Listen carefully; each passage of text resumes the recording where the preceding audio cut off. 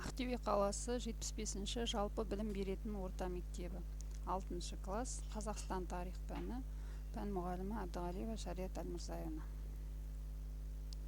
Саламатсыздар ма оқушылар? Бүгінгі өтетін сабағымыздың тақырыбы Қасымхан тұсындағы қазақ хандығының күшеюі. Зерттеу сұрағы: не себепті Қадырғали Жалайыр Жәнібек ханның ұлдарының арасында аса белгілі болғаны Қасымхан еді деп жазды. Оқу мақсаттары: қазақ хандарының мемлекетті нығайтудағы рөлін анықтау, қазақ хандарының сыртқы саясатын талдау. Қасымхан 1511-1521 жылдар аралығында билік құрған. Қасымханның қасқа жол аталған дәстүрлі қазақ қоғамындағы әдет-ғұрып заңдарының жиынтығын қолданысқа енгізген. Қазақ хандығының күшеюі және нығаюы Қасымханмен тікелей байланысты. Ол ширек ғасырға жуық күресіп, оңтүстікте сығанақ пен сауранды белсенді саясат жүргізіп, батыста ноғайлардың бір бөлігін қазақтарға қосты. Қасымхан тұсында қазақ әскерінің саны 200 мың, халқының саны 1 миллионға жетті. Шекара батыста Еділге, оңтүстікте Ташкентке дейінгі жерлерді қамтыды. Орыс деректері бойынша Қасымхан 1521 жылы батыста қайтыс болып, сарайшықта жерленген.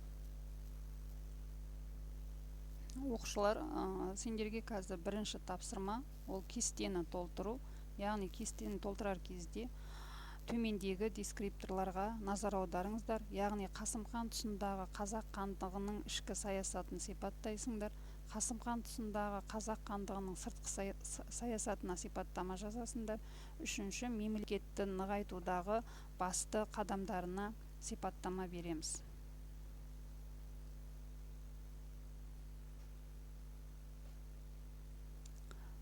Екінші тапсырма, яғни сұрақ-жауап. Бұны да дәптерлерімізге жазып алсақ орындаймыз. Бірінші сұрақ: Қасымханның заңдар жинағы неше бөлімнен тұрады? Екінші сұрақ: Қасымхан тұсындағы хандықтың шекаралары қай аумақты алып жатты? Үшінші сұрақ: Қасымхан қазақ хандығының аумағын кеңейту мәселесін қалай шешіп отырған? Үшінші тапсырма: дерекпен жұмыс. Яғни сендерге қазір экранда деректер беріліп тұр. Біріншісі дерек: Жамағи ат-Тауарих авторы Қадырғали Жалайыр 17-ші ғасырдың басы Жәнібек ханның ұлдарының арасында аса белгілі болғаны Қасымхан еді. Ұзақ уақыт бойы атасының ұлысына билік етті, аймағындағы ұлыстарды өзіне қаратты.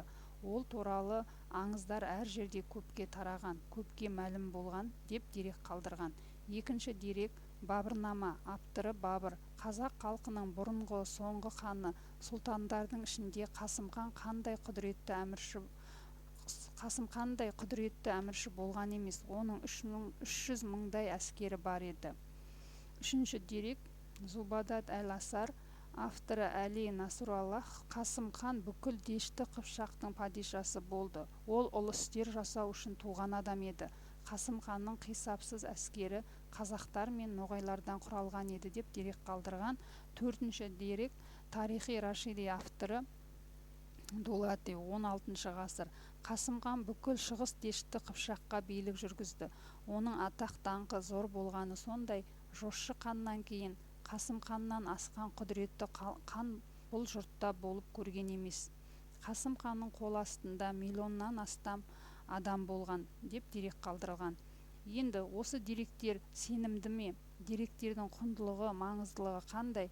Соған өз ойларыңызды жазып тапсырманы орындайсыңдар. Мәліметтерге сүйене отырып, оқулықтағы қосымша мәлімет деректерді де пайдалануға болады.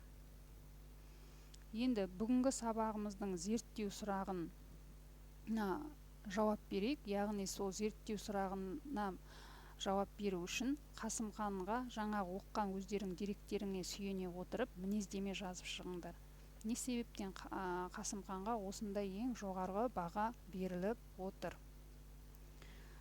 Осы тапсырмаларды орындап болғаннан кейін балалар үйге тапсырма: Қасымхан тұсындағы қазақ елінің территориясының қай аумақты алып жатқандығын картадан тауып көрсетесіңдер, және де кескін картаға сол қазақ хандығының елінің территориясын түсіреміз